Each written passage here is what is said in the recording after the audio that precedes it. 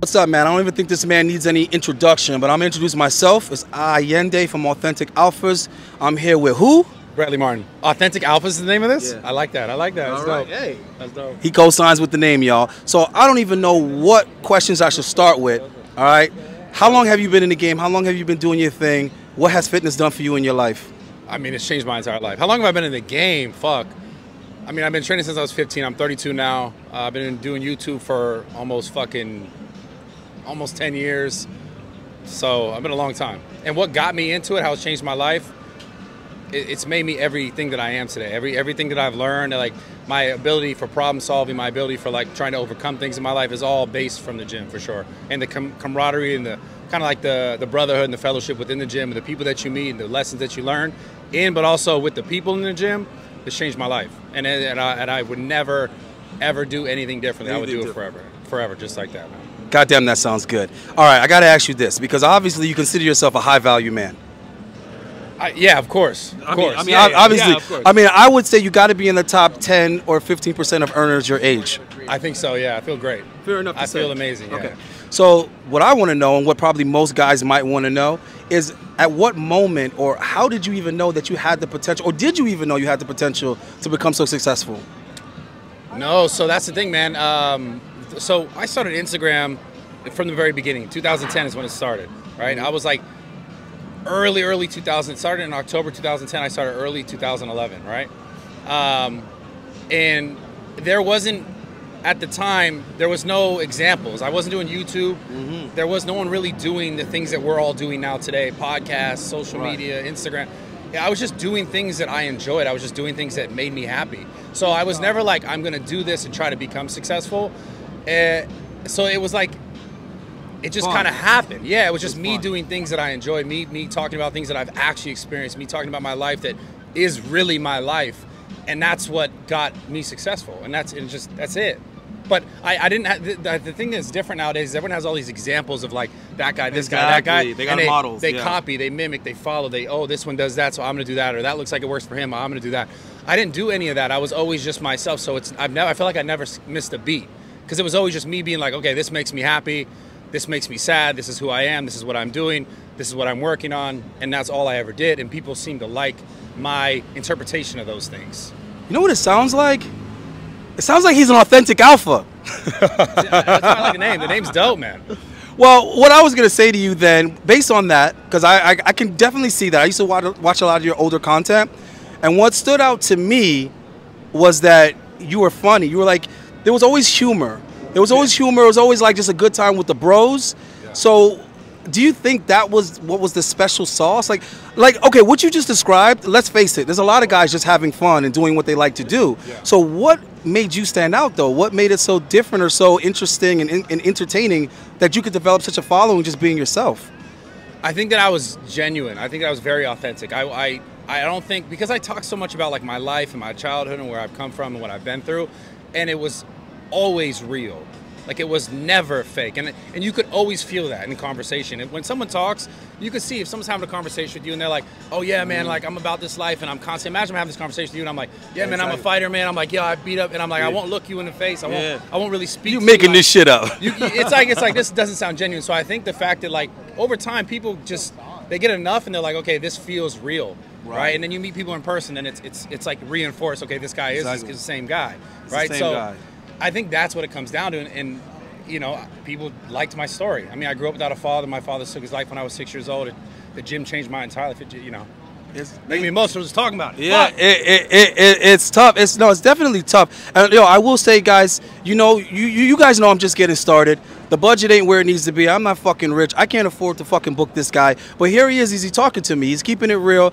And the first thing that he wanted to talk to me about wasn't even doing a kind of interview or anything. He was giving advice, bro. He was giving me advice, telling me how to handle social media, how to handle YouTube, what he's experienced, what to kind of look out for. And it's like, this was off camera. This was off camera, but this lets me know that he was genuine. I say, well, shit, can I at least get you to say some, inspirational shit on the mic? So, like, I appreciate when people are real. A lot of people come up to me, like you did right away, and you're like, yo, can we get this thing? And I was like, yo, give me a second, because I was doing this other thing. Right. But you know, you chilled me for a little bit. We talked as I was doing something else that I was already doing, right. And I learned a little bit more about you, and I was like, oh, I've definitely been there. I've definitely experienced similar things.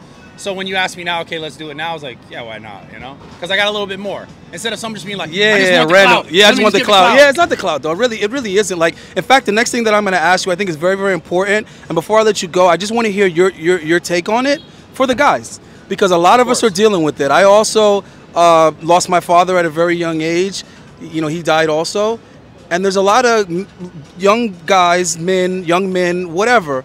And we're dealing with that shit, and there's a loss of masculinity, direction, leadership, you know, inspiration, encouragement. Like I feel like all those things are missing. We don't have male teachers in the schools. I mean, what the fuck? Guys have questions, and we don't necessarily have the men to give us the answers. So, like, what do you think? Like, what do you think about it, bro? I mean, you gave me a really open-ended question, but I can definitely agree. Like, it seems as if like total society would become like, I don't know, just more emasculated overall as men. I think we do need more people who are more leaders, who are more standing up for, like you say, that. And the whole point of this channel is what it seems like, the alpha, right? But not the alpha in like an aggressive fuck you thing, but in like in a confidence way. How do you feel like you're a quality man? How do you feel valuable? I think it's just looking for those people, because there are people out there like that who are giving that sort of advice, who are teaching, who are helping, who are like showing and guiding people that way. Willing to mentor, basically. Absolutely. There's tons of stuff like that. You just have to find. You may have to look a little bit harder than you used to, but it's still there. I think you just have to look for it. And that's what I tell guys. Stop looking for guys like Bradley that are like popular and famous. Not that there's anything wrong with that, you know what I'm saying? But also look for like older dudes that are like wearing a suit, look accomplished, look respectable. Reach out to that man and just ask him questions, talk to him, get to know him, and for all you know, you might find a mentor that way. Yeah. But I think you got to shop for a mentor. I don't think a mentor is always going to find you. If that happens, you're fortunate. Yeah. If an older guy that's established sees you and says, this kid got something, I want to help him. Mentors aren't going to find you. No way. They're definitely not going to find you. You're going to have to search for it. You're going to have to ask for it. You gotta ask for it, bro. So yeah, guys, just don't be afraid to ask for help from older men that you admire and respect. And stop worrying about the opinions of people who you don't admire and respect. Like, what the fuck? Like, I would care what he has to say about certain things because he's been there, he's done that, and he's successful. But just any random person trying to critique me or tell me some shit, go fuck yourself. You know what I mean? Too, this is really relevant when it comes to, like, your close friends in your circles. If there's people in your life that every time you're like, yo, man, I really want to do this, I'm passionate, like this, and they shut you down, fuck that person. Get the fuck away from that person. Get away from that person. Get away from it, because that energy is going to fucking drown. It's going to suffocate you. Run away from that person, man. They're not great people. That's for damn sure. That's something I've noticed. When you're around people that they're supportive and encouraging, they kind of force you to do those positive things because now there's an expectation. If people get behind you, like, yo, you could do that. I could see you doing that. Now you're like, oh, fuck, now I have to do it. Here's the deal. Whether or not it works or not, it doesn't matter. But if having someone who's like a friend in your circle being like, that's stupid, is like, why the fuck is that person in your life? Whether or not it's going to work, I don't know. Who gives a fuck? You should be behind someone like that. Especially if it's your boy, if it's like your family, you should be behind someone like that. Right.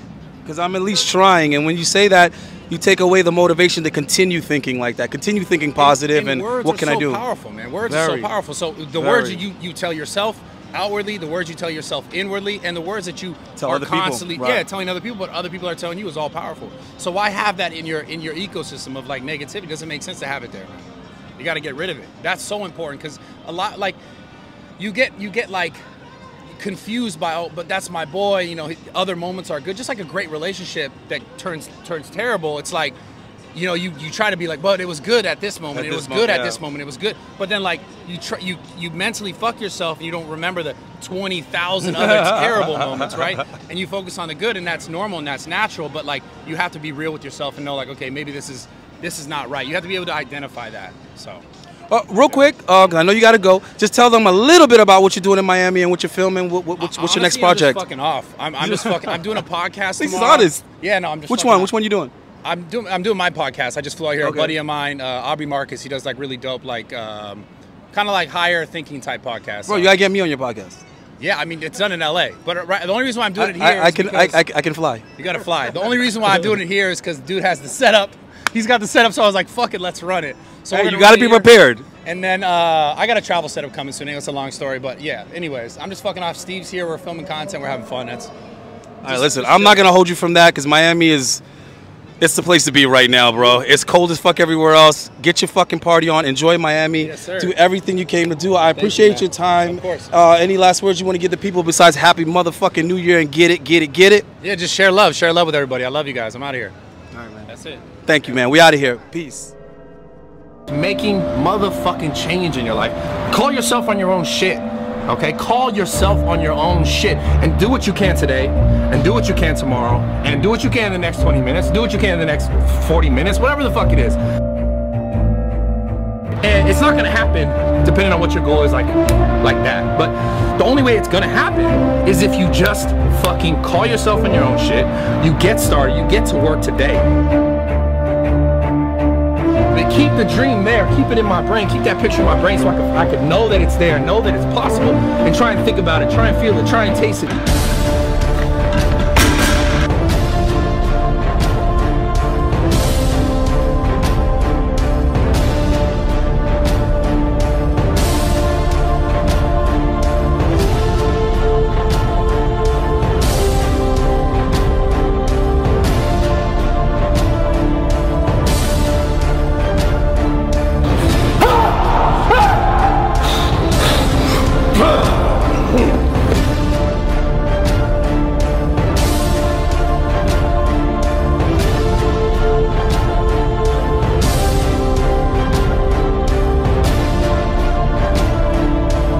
You have to convince yourself you can do it before you go try the shit. Get your mind fucking ready. Get your mind prepared to lift something you've never touched before, to lift something you've never lifted before. Sometimes you just gotta man the fuck up or woman the fuck up and believe that you have the power to do something before you try it. It's that simple.